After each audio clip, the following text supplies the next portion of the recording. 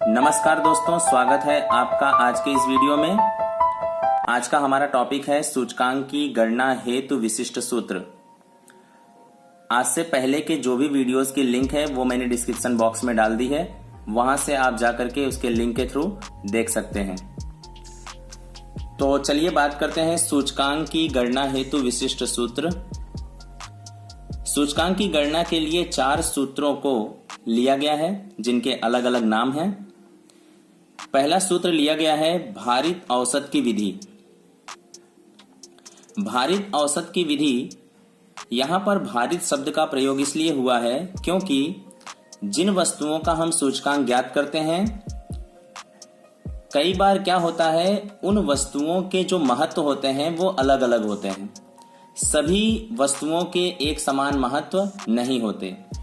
जैसे कि अगर हम भी बात करें तो जीवन को जीने के लिए हमारे पास भोजन, ऑक्सीजन, कपड़ा, मकान, मनोरंजन, ईंधन, ये बहुत सारी चीजों की आवश्यकता होती है। लेकिन अगर हम कहें कि ये जितनी भी चीजें हमने बताई हैं सभी का महत्व एक समान है, तो वह कहीं ना कहीं ठीक नहीं है। क्योंकि जीवन को जीने के लिए जो सबसे प्राथमिक आवश्यकता है वह है ऑक्सीजन, पानी। ऑक्सीजन और पानी से बढ़ करके भोजन नहीं है, और भोजन से बढ़ करके कहीं ना कहीं कपड़ा नहीं है, और कपड़े से बढ़ करके कहीं ना कहीं मकान नहीं है। तो आपको समझ में आ गया होगा कि जितनी भी वस्तुएं हैं उन सभी का एक समान महत्व नहीं होता, परंतु भिन्न भिन्न महत्व होता है। और महत्व को ही और शुद्ध भाषा में भार कहा जाता है, जिसको इंग्लिश में वेटेज या वेट कहते हैं। आइए सीखते हैं भारित औसत की विधि। भारित औसत की विधि में I का मतलब होता है सूचकांक, यानी I बराबर सिग्मा IW अपॉन में सिग्मा W। अब I का मतलब हुआ सूचकांक, W का मतलब हुआ भार, यानी सवाल में हमें कहीं ना कहीं सूचकांक और भार दोनों ही दिए जाएंगे। तो हमें क्या करना है, जो भी सूचकांक और जो भी भार दिया गया है उन दोनों का मल्टीप्लाई करना है, यानी उन दोनों का गुणा करके उसके बाद उसका योग कर देना है। तब आगे कौन सा साइन लग जाएगा, सिग्मा का। तो उसे हम पूरे योग को क्या कहेंगे, कुल भारित सूचकांक। और आगे सिग्मा लगे होने की वजह से हम इसको सिंबॉलिक फॉर्म में सिग्मा IW भी कह सकते हैं। और अपॉन में हमें क्या लेना है, सिग्मा W। W का मतलब होता है भार और सिग्मा का मतलब होता है कुल। तो यानी ये नीचे क्या हो जाएगा, कुल भार। ये हमें सवाल में ही दिया रहेगा, उसको अगर हम जोड़ लेते हैं तो हमारे पास क्या मिल जाएगा, कुल भार। ठीक है, ये जितनी भी चीजें मैं समझा रहा हूं ये एग्जाम्पल के माध्यम से आपको बहुत अच्छे से समझ में आएगा। ठीक है, तो आगे हम लोग एक एग्जाम्पल के माध्यम से अच्छे से समझेंगे। फिलहाल अभी केवल सूत्र को समझ लेते हैं। पर कई बार क्या होता है, प्रश्न में I यानी सूचकांक हमें नहीं दिया जाता, लेकिन उसको निकालने का कुछ ना कुछ तरीका दिया जाता है। ठीक है, कई बार हमें सवाल में W नहीं दिया जाएगा, यानी भार नहीं दिया जाएगा, लेकिन वह भी किसी ना किसी माध्यम से वह भी निकल जाएगा। ठीक है, तो यहां पर हम बात कर लेते हैं कि अगर हमारे पास सूचकांक नहीं है तो हमें किस सूत्र का प्रयोग करना है। यहां पर I बराबर P1 अपॉन में P0 गुणे 100। अब आपको लगेगा सर यहाँ पे भी I है, यहाँ पे भी I है, दोनों का मतलब क्या है। ये जो है भारित सूचकांक को प्रदर्शित कर रहा है, भारित औसत की विधि से जो सूचकांक है उसको प्रदर्शित कर रहा है। और यह क्या है, अलग अलग वस्तुओं का सूचकांक जो दिया गया है सवाल में वह है। तो अगर ये नहीं दिया है तो कई बार हमें इसका फॉर्मूला लगा करके इसको ज्ञात करना पड़ता है, क्योंकि इसमें तो I और W दोनों की रिक्वायरमेंट है। तो हमारे पास I का होना बहुत जरूरी है। जब हमें यहाँ पर डायरेक्ट I नहीं दिया जाएगा तो हमें क्या दिया जाएगा, P1 और P0। P1 का मतलब होता है चालू वर्ष का मूल्य या तो चालू समय का मूल्य। P0 का मतलब होता है आधार वर्ष का मूल्य या आधार समय का मूल्य। अब मैं आपको बताना चाहूंगा कि 1 और 0 क्या बताते हैं और P क्या बताता है। P का मतलब होता है इंग्लिश में प्राइस, और 1 को हम लोग चालू समय यानी जो प्रवर्तमान वर्ष चल रहा है या प्रवर्तमान समय चल रहा है उससे डिनोट किया जाता है। तो यानी ये क्या हो गया, चालू, और ये क्या हो गया, चालू समय, और ये क्या हो गया, प्राइस, यानी चालू समय का मूल्य। और 0 हमें हमेशा आधार के बारे में बताता है, आधार समय के बारे में। तो ये क्या हो गया आधार समय और ये क्या हो गया मूल्य। तो ये हो गया चालू समय का मूल्य और ये हो गया आधार समय का मूल्य। 0 आधार के लिए आएगा, 1 प्रवर्तमान यानी चालू वर्ष के लिए या चालू समय के लिए आएगा। तो ये हो गया चालू वर्ष का मूल्य और P0 का मतलब आधार वर्ष का मूल्य। अब आगे भी कुछ कहा गया है Q0। Q का मतलब होता है इंग्लिश में क्वांटिटी। क्वांटिटी का मतलब हिंदी में होता है मात्रा। और 0 हमें क्या बताएगा कि आधार समय या आधार वर्ष की मात्रा। ठीक है। और अगर यहीं पर Q1 भी दे दिया जाता, हालांकि इस सूत्र में नहीं है इसलिए मैंने नहीं बताया है, लेकिन आपको दिखाई दे रहा होगा यहां पर Q1 का भी जिक्र किया गया है। तो यहां पर Q1 को मैंने बताया है, 1 का मतलब होता है प्रवर्तमान अथवा चालू, Q का मतलब होता है क्वांटिटी यानी मात्रा। तो ये क्या हो गई चालू समय या चालू वर्ष की मात्रा, यहां पर मैंने बताया हुआ है। ठीक है। तो आगे बढ़ते हैं। आई तो हमारे पास आ चुका है। I is equal to P1 upon में P0 यानी चालू वर्ष के या चालू समय के मूल्य को आधार समय या आधार वर्ष के मूल्य से भाग देकर जो आंसर प्राप्त होता है उसे 100 से गुणा करने पर हमें क्या मिल जाता है अलग अलग वस्तुओं का सूचकांक मिल जाता है। दूसरी तरफ मूल्य सापेक्ष P1 यानी चालू वर्ष की मूल्य को आधार वर्ष के मूल्य से अगर हम डिवाइड करते हैं तो जो हमें आंसर प्राप्त होता है उसको हम क्या बोलते हैं मूल्य सापेक्ष। लेकिन मूल्य सापेक्ष को अगर हम 100 से गुणा कर दें तो वो क्या बन जाता है मूल्य सापेक्ष प्रतिशतता, जिसे इन शॉर्ट हम क्या कह सकते हैं सूचकांक। क्या कह सकते हैं सूचकांक। ठीक है। यानी I लिखा जाए, मूल्य सापेक्ष प्रतिशतता लिखा जाए अथवा तो सूचकांक लिखा जाए, तीनों में किसी भी प्रकार का अंतर नहीं है। मूल्य सापेक्ष अगर आपको कभी भी दिया जाए तो इसका मतलब केवल इतना समझना है कि चालू वर्ष के मूल्य को आधार वर्ष के मूल्य से डिवाइड किया गया है। लेकिन अगर मूल्य सापेक्ष प्रतिशतता दिया जाए तो इसका मतलब चालू वर्ष के मूल्य को आधार वर्ष के मूल्य के साथ डिवाइड करने के बाद 100 से गुणा भी किया गया है। प्रतिशतता रहे तो 100 को छोड़ना नहीं है। मूल्य सापेक्ष प्रतिशतता का रियल मतलब क्या हो जाता है सूचकांक। अब हम आगे बढ़ते हैं। W क्या है। W मतलब भार। भार में हमें किसका सूत्र, अगर हमें W डायरेक्टली नहीं दिया गया है तो उसके लिए भी हमें कुछ ना कुछ इंफॉर्मेशन दी जाएगी। यानी क्या क्या दिया जाएगा P0 और Q0 की लाइन पूरी रहेगी। हर एक वस्तु का P0 यानी आधार समय का मूल्य और Q0 यानी आधार समय की मात्रा, ये दोनों ही चीजें हमारे पास होंगी। इन दोनों का गुणा कर लेंगे तो हमें क्या मिल जाएगा W की कॉलम मिल जाएगी। हालांकि ये सभी चीजें हम एक एग्जाम्पल के माध्यम से बहुत ही अच्छे से समझने वाले हैं, तो वीडियो में अंत तक बने रहें। ठीक है। फिर आगे बढ़ते हैं। ये तो हमने समझ लिया, ये हो गया भारित औसत की विधि का पूरा सूत्र और उसको हमने अच्छे से समझ भी लिया है। अब हम बात करते हैं लास्पेयर की विधि। लास्पेयर एक आंकड़ा शास्त्री है जिन्होंने सूचकांक के बारे में अपना मंतव्य पेश किया, अपना इंफॉर्मेशन दी। ठीक है। तो यहां पर लास्पेयर की सूचकांक को यानी लास्पेयर की विधि से जो भी सूचकांक ज्ञात किया जाता है उसे हम लोग IL से दर्शाते हैं। I का मतलब इंडेक्स यानी सूचकांक, L का मतलब लास्पेयर। IL का एक फॉर्मूला उन्होंने दिया सिग्मा P1 इंटू Q0। अब P1 इंटू Q0 का मतलब चालू समय के मूल्य से आधार समय की मात्रा को गुणा करके जो जवाब आए उससे जोड़ लेना है। सिग्मा का मतलब जोड़ना। फिर अपॉन में आप देख रहे हैं कि P0 Q0, sigma P0 Q0। तो पहले P0 Q0 की बात कर लेते हैं। P0 का मतलब हुआ आधार समय का मूल्य और Q0 का मतलब हुआ आधार समय की मात्रा। इन दोनों को यानी आधार समय के मूल्य को आधार समय की मात्रा से गुणा करके जो जवाब आए उसको जोड़ लेना है। तो ये क्या मिल जाएगा सिग्मा P0 Q0 इंटू क्या कर देना है 100। अब आपको ये सूत्र यहां पर भी ऐसा ही पासे की भी सूचकांक में ऐसा ही कुछ सूत्र दिखाई दे रहा है, तो आप कंफ्यूज ना हो जाएं, इसलिए एक याद करने का तरीका यहां पर ध्यान दे देते हैं कि अगर लास्पेयर आए तो हमें 1000 याद रखना है और अगर पासे आ जाए तो हमें 1101 याद रखना है। अब ये क्यों याद रखना है जरा देख लेते हैं। अगर मैं यहां पर 1 0 0 0 लिखता हूं और यहां पर मैं लिख लेता हूं 1 1 0 1 1101, यहां पर हो गया 1000, यहां पर हो गया 1101। अब हमें क्या करना है, पी क्यू का प्रयोग करना है। यहां पर भी हमें क्या करना है, पी क्यू का प्रयोग करना है, राइट। तो आपको नजर आ रहा होगा P1Q0 ऊपर है, P0Q0 नीचे है, ठीक है। और उसी प्रकार यहां पर P1Q1 ऊपर है, P0Q1 नीचे है।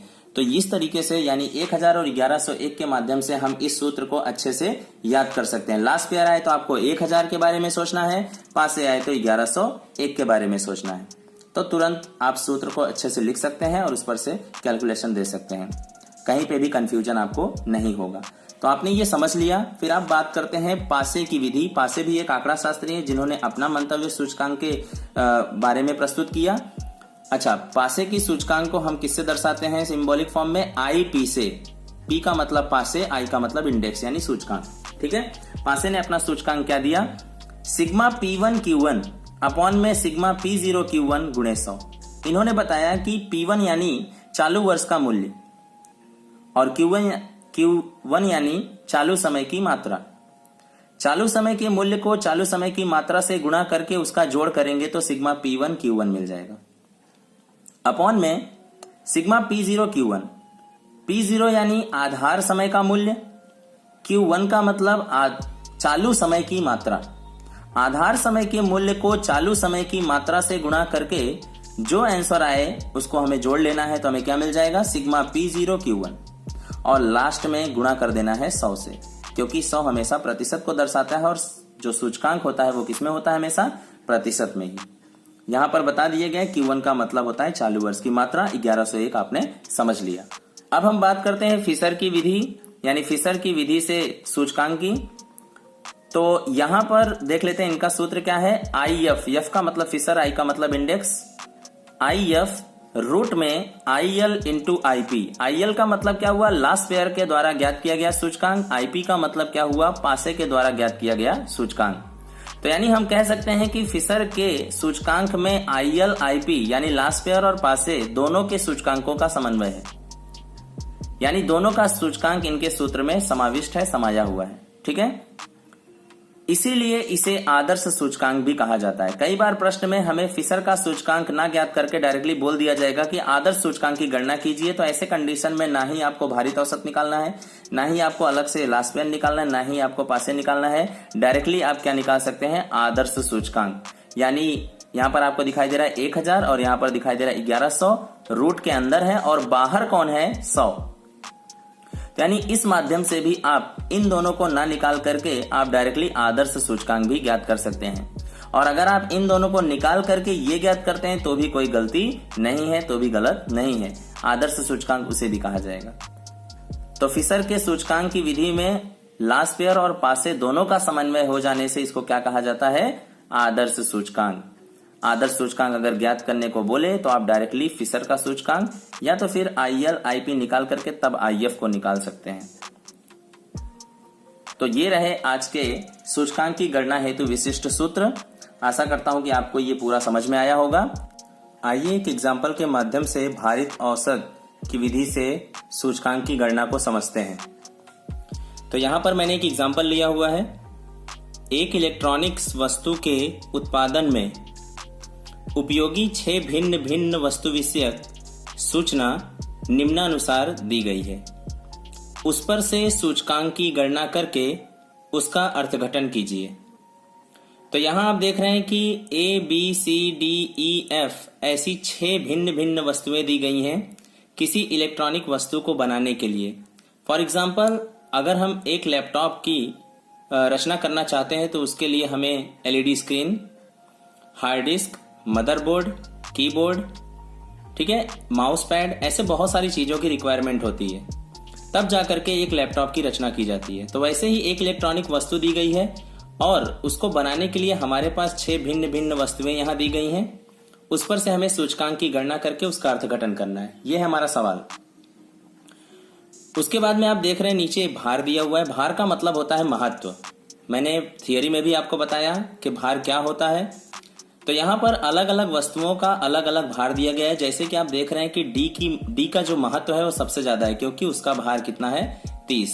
उससे कम भार किसका है एफ का, क्योंकि उसका भार कितना दिखाई दे रहा है आपको 25। तो यानी सबसे ज्यादा महत्व वाला ये है, फिर ये है, फिर ये है, फिर ये दोनों समान महत्व वाले हैं, फिर सबसे कम महत्व किसका है ए का। और नीचे आप देख रहे हैं कि मूल्य सापेक्ष प्रतिशतता। मैंने आपको थियरी में बताया कि मूल्य सापेक्ष प्रतिशतता का मतलब होता है सूचकांक। मूल्य सापेक्ष का मतलब होता है P1 अपॉन में P0, प्रतिशतता का मतलब होता है गुणे 100। यानी पूरा सूत्र बन जाता है P1 अपॉन में P0 गुणे 100, जो कि किसका सूत्र है I का। तो यानी मूल्य सापेक्ष प्रतिशतता के स्थान पर हम लोग किसका उपयोग कर सकते हैं I का। भार का मतलब होता है वेटेज, और यानी उसको W से दर्शाया जाता है। ठीक है, तो यहां पर हम भारित औसत विधि से सूचकांक की गणना करने वाले हैं, तो उसका सूत्र हमारे लिए बहुत इंपॉर्टेंट होता है, इसलिए हम उसको पहले लिख लेते हैं यहां पर। तो मैंने भारित औसत सूचकांक I बराबर में सिग्मा IW अपॉन में सिग्मा W, ये मैंने सूत्र यहां पर लिख लिया है। अब यहां पर मैंने एक कॉलम में वस्तुओं को लिख लिया है, जो कि वस्तुएं 6 दी गई थी ABCDEF। रिलेटेड भार भी दिए गए थे, वो भी हमने लिख लिया है। मूल्य सापेक्ष प्रतिशतता यानी I भी दिया हुआ है, वो भी हमने लिख लिया। अब सबसे पहला काम क्या करना है, भार का टोटल कर लेना है। ऐसा हम क्यों करेंगे, क्योंकि आप देख रहे हैं कि ये फॉर्मूले में सिग्मा W यानी कुल भार भी हमें लेना है। ठीक है, तो इसको सिग्मा W और हिंदी में कहें तो कुल भार। तो आइए टोटल कर लेते हैं जल्दी से। 5 + 10 + 10 + 30 + 20 + 25, तो हमें कुल भार यानी सिग्मा W मिल जाता है 100। राइट, फिर उसके बाद में ऊपर आप फॉर्मूले में देख रहे हैं सिग्मा IW निकालना है। तो सिग्मा का मतलब होता है टोटल, लेकिन किसका टोटल, I इंटू W का। हमेशा बीच में कौन सा सिंबल रहेगा, मल्टीप्लीकेशन का। तो I और W का क्या कर देना है, मल्टीप्लाई। आपको I की कॉलम दिखाई दे रही है, आपको W की कॉलम दिखाई दे रही है। बारी बारी से हर एक वस्तुओं के लिए हम लोग भारित सूचकांक यानी IW निकाल लेते हैं। तो यहां पर कैलकुलेटर की मदद से 290 × 5 कर लेते हैं। 290 × 5 तो मिल जाता है 1450। फिर उसी प्रकार 315 का गुणा अगर हम 10 से करेंगे तो हमें मिल जाएगा 3150। फिर 280 × 10 यानी 2800। 300 × 30 यानी 9000। फिर 315 इज मल्टीप्लाई बाय 20, कैलकुलेटर से कर लेते हैं। 315 मल्टीप्लाई बाय 20 तो कितना मिल जाता है 6300। फिर 320 मल्टीप्लाई बाय 25 तो मिल जाता है 8000। अब आप देख रहे हैं कि हमें भारित सूचकांक की पूरी कॉलम मिल चुकी है, लेकिन हमें क्या चाहिए, कुल भारित सूचकांक यानी सिग्मा। यानी हम सबका क्या कर लेंगे, टोटल कर लेंगे। तो 1450, 3150, 2800, 9000, 6300 और 8000, तो हमें मिल जाता है 30,700। 30,700 ये हमें क्या मिल गया, सिग्मा IW। अब आप देख रहे हैं हमारे पास सिग्मा IW भी है, हमारे पास सिग्मा W भी है। फॉर्मूले में रख सकते हैं। सिग्मा IW की जगह पे कितना रखेंगे, 30,700 यहां से ले लेंगे, और सिग्मा W के स्थान पर कितना रखेंगे, 100। तो जब हम इसको डिवाइड करेंगे तो हमारे पास आंसर आएगा 307, और सूचकांक हमेशा किस में आएगा, प्रतिशत में। अब इसके अर्थघटन की बारी है। अर्थघटन में हमें क्या लिखना है, आप देख रहे हैं कि जो भी समय चल रहा है उसका सूचकांक कितना आ गया है, 307। और हमेशा याद रखना है कि आधार वर्ष का सूचकांक अगर हमें नहीं ज्ञात है तो वो कितना मानना है, 100। तो आज के समय में 307% हो गया, जबकि पुराने समय में यानी आधार समय में कितना था वो चीज, 100। तो कितने प्रतिशत की वृद्धि हुई है, तो आप देख सकते हैं 207% की क्या हुई है, वृद्धि। तो ये हो गया हमारा अर्थघटन। यहां पर एक दूसरा एग्जाम्पल लिया गया है जिसके अंदर हमें भार तो ज्ञात है, लेकिन आई हमें ज्ञात नहीं है, जबकि पिछले प्रश्न में आप देख रहे थे कि मूल्य सापेक्ष प्रतिशतता यानी आई हमें ज्ञात थी। चलिए इस प्रश्न पर आगे बढ़ते हैं। एक फर्नीचर के बनावट की वस्तु के उत्पादन में उपयोगी 6 विभिन्न वस्तु विषयक सूचना निम्नानुसार दी गई है। यानी कोई एक फर्नीचर बनाने के लिए अलग अलग 6 वस्तुएं दिए गए हैं, उस पर से वर्ष 2014 को आधार वर्ष मानकर, यानी आधार वर्ष कौन सा हो गया 2014, और 2015 के सूचकांक को ज्ञात कीजिए। तो 2015 हमारे लिए क्या हो गया चालू वर्ष।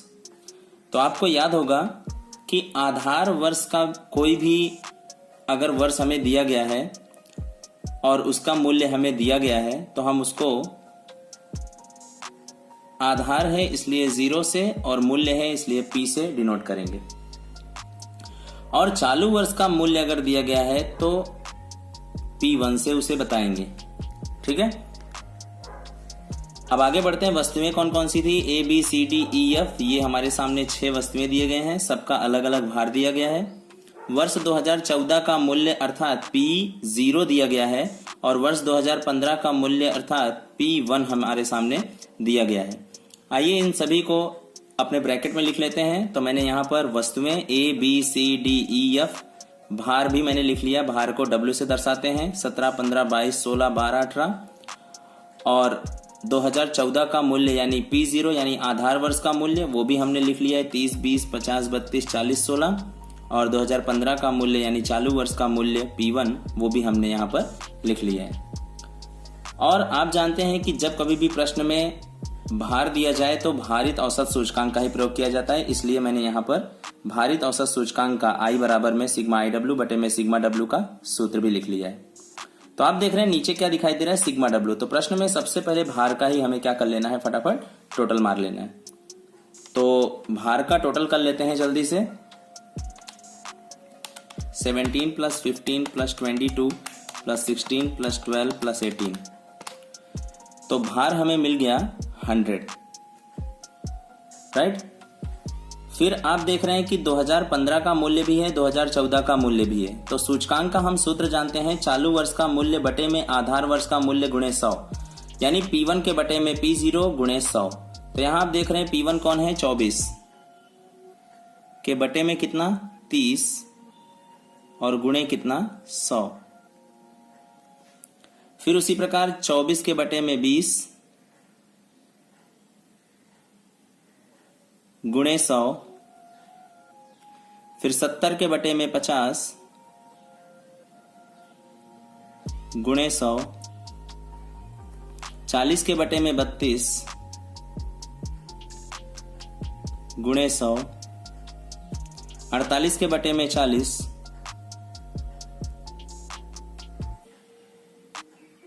गुणे 100, 24 के बटे में 16 गुणे 100। इसमें आपको खास ध्यान रखना है, एग्जाम में जल्दबाजी में 30 के बटे में भी 24 कई बार हो जाएगा, तो आपको याद रखना है कि P1 ऊपर रहेगा, P0 नीचे, यानी 24 के बटे में क्या आएगा 30, 24 के बटे में 20, 70 के बटे में 50, 40 के बटे में 32, 48 के बटे में 40, 24 के बटे में 16। तो इसको कैलकुलेटर से फटाफट कैलकुलेट कर लेते हैं। 24 गुणे 100 बटे में 30 तो आ जाता है 80। फिर 24 गुणे 100 बटे में 20 तो आ जाएगा 120। 70 गुणे 100 बटे में 50 140। 40 गुणे 100 बटे में 32 125। 48 गुणे 100 बटे में 40 तो आ जाएगा 120। 24 गुणे 100 बटे में 16 तो आ जाता है 150। अब आप देख रहे हैं हमारे पास W भी है लेकिन सूचकांक का पता नहीं था, लेकिन कैलकुलेशन करके हमने I की भी कॉलम निकाल ली, यानी सूचकांक भी निकाल लिए। तो W और I, जबकि पिछले सवाल में W और I हमें पहले से ही दिए गए थे, लेकिन इस क्वेश्चन में W और I हमें पहले से ही ज्ञात नहीं थे। W तो ज्ञात था लेकिन I हमारे पास नहीं था, तो हमने P1 अपॉन में P0 गुणे 100 की मदद से यहाँ पर पूरा का पूरा I का कॉलम निकाल लिया है। अब नेक्स्ट कॉलम है भारित सूचकांक यानी I और W की। तो हमें करना क्या है, W के साथ में I का गुणा करते चलना है। तो हम कैलकुलेटर के माध्यम से 17 गुणे 80 यानी कितना आ गया 1360, फिर 15 गुणे 120, भूलना नहीं है 15 गुणे 120 तो कितना मिल गया हमें 1800, फिर 22 गुणे 140, 22 गुणे 140 तो मिल जाता है 3080, फिर 16 गुणे 125, 16 गुणे 125 तो मिल जाता है 2000, फिर 12 गुणे 120, 12 गुणे 120 1440, फिर 18 गुणे 150, 18 गुणे 150 तो मिल जाता है 2700। और यहां पर अगर हम GT दबा देते हैं तो हमें टोटल सबका मिल जाता है 12,380, यानी हमें बार बार टोटल करने की जरूरत नहीं है। GT के माध्यम से, ग्रैंड टोटल के माध्यम से हम फटाफट इसका योग भी कर सकते हैं। अब आप देख रहे हैं हमारे पास सिग्मा IW यानी कुल भारित सूचकांक और सिग्मा W यानी कुल भार, ये दोनों ही पता है हमें। तो अब इसको क्या कर लेते हैं, फटाफट सूत्र में रख देते हैं। सिग्मा IW में 12,380 और सिग्मा W के स्थान पर 100, तो हमें आंसर मिल जाएगा 123.80%। ठीक है, ये तो हमें भारित औसत सूचकांक मिल गया। अब इसका अर्थघटन क्या करना है वो जरा देख लेते हैं। तो आज का यानी 2015 का यानी चालू वर्ष में सूचकांक कितना दिखाई दे रहा है 123.80, जबकि आधार वर्ष में मैंने बताया था आधार वर्ष का सूचकांक हमारे पास नहीं है, तो इसलिए आधार वर्ष के सूचकांक को हमेशा कितना मानना है 100। 123.80 आज का है, जबकि पहले कितना था 100, तो यानी आपको दिखाई दे रहा होगा 23.80 या 23.8% की क्या हुई है यहाँ पे वृद्धि। आशा करता हूं कि आपको यह पूरा वीडियो समझ में आया होगा। यदि आपको वीडियो पूरी तरीके से समझ में आ रहा है तो वीडियो को लाइक कीजिए, चैनल को सब्सक्राइब कीजिए। धन्यवाद।